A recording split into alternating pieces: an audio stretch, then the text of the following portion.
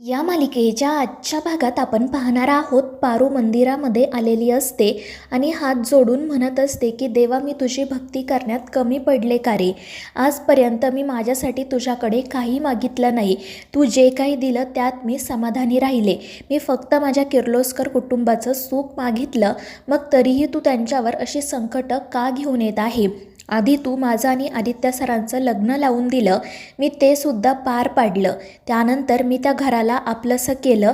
प्रत्येक वेळी फक्त त्यांच्या सुखासाठी तुझ्याकडे प्रार्थना केली.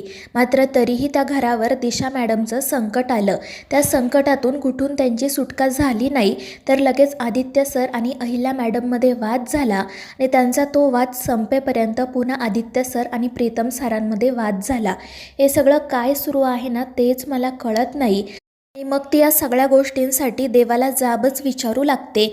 मात्र तितक्यात एक ताई त्या ठिकाणी येतात आणि पारूला समजवतात की आपल्यावर जी संकटे येतात ती संकटं आपल्याला खंबीर करण्यासाठी असतात. देवाला काय त्याचं देवपण सिद्ध करायचं नसतं, तो जे काही करतो ते आपल्या भल्यासाठीच असतं. आणि त्या ताईंचं बोलणं ऐकून पारूला सुद्धा तिच्या चुकीची जाणीव होते आणि ती म्हणते की मी उगाच देवावर रुसले होते. आणि मग त्यानंतर ती त्या ताईंचा आशीर्वाद घेते आणि त्यावेळी त्या ताईंचं लक्ष तिच्या मंगळसूत्राकडे जातं.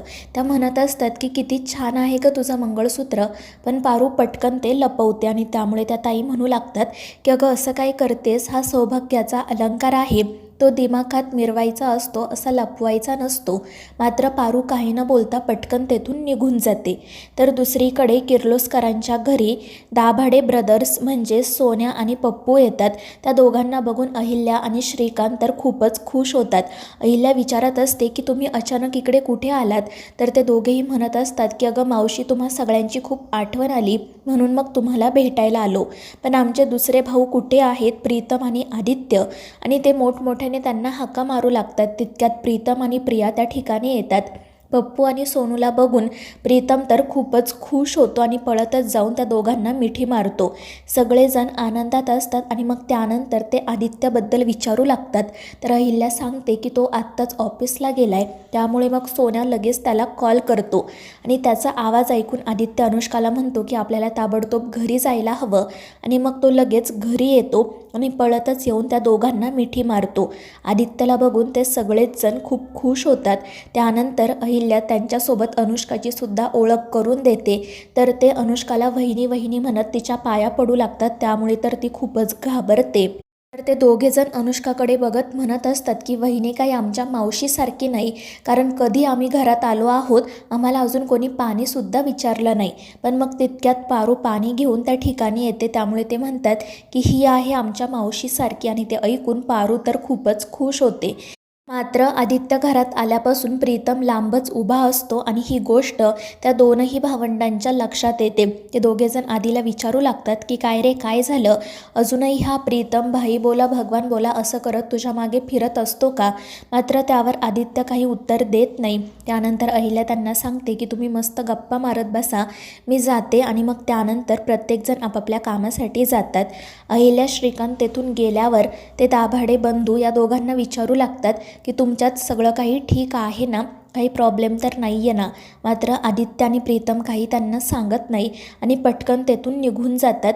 प्रियासुद्धा प्रीतमच्या पाठोपाठ जाते, त्यामुळे ते दोघेजण अनुष्काला विचारतात, पण तीसुद्धा काही उत्तर न देतच तेथून निघून जाते. त्यामुळे त्या दोघांच्या लक्षात येतं की नक्कीच काहीतरी प्रॉब्लेम आहे. मग पारू त्यांच्यासाठी चहा घेऊन येते.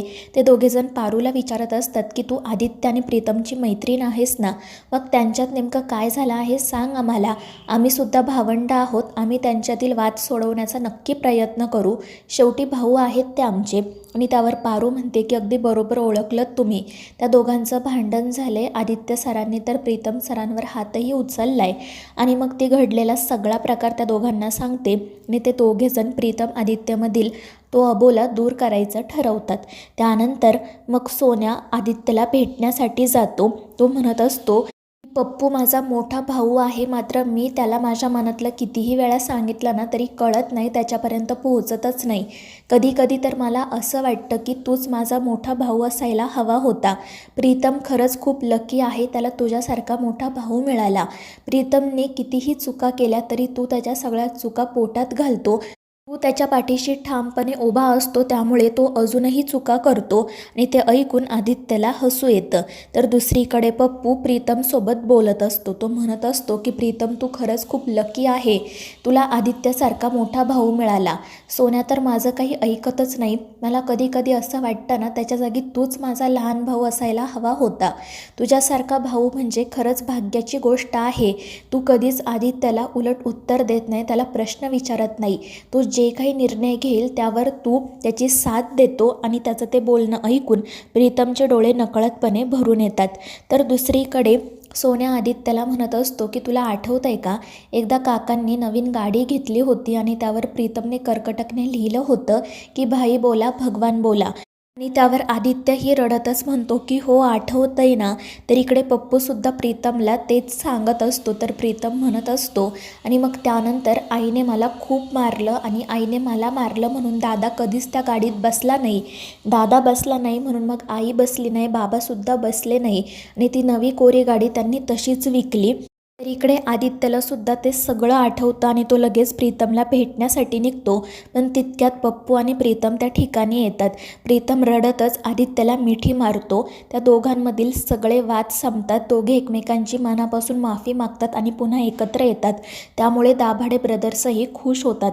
मग सावित्री त्यांना बोलवायला येते. ती म्हणत असते की अहिल्या मॅडमने तुम्हाला खाली बोलावले, त्यामुळे मग ते सगळेजण खाली जातात. तर खाली त्यांची ताईसुद्धा आलेली असते. ते सगळेजण निघायची तयारी करतात. त्यामुळे मग अहिल्या तिला हळदी कुंकू लावते. ती घरातील सुवासिनींना हळदी कुंकू लावते आणि मग पारूकडे सुद्धा जाते. पण पारू तिला इशारा करतच नकार देते. त्यामुळे मग ती म्हणते की सॉरी, मी चुकून आले तुझ्याकडे. आणि मग ती पारूला म्हणते की चल माझ्यासोबत बाहेर, मला बाहेर सोडवायला. आणि ती पारूला घेऊन बाहेर येते.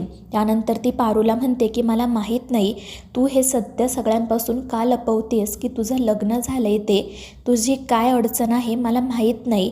मात्र माझी खात्री आहे की देव तुला बळ देईल. तू लवकरच हे सत्य सगळ्यांसमोर आणशील आणि सगळ्यांना अभिमानाने सांगशील सुद्धा. आणि त्यावर पारू देखील हो म्हणते. आणि मग त्यानंतर ती ताई पारूला हळदी कुंकू लावत म्हणते की सुवासिनीचं कपाळ असं मोकळं राहायला नको. आणि त्यामुळे पारूसुद्धा खूप खुश होते.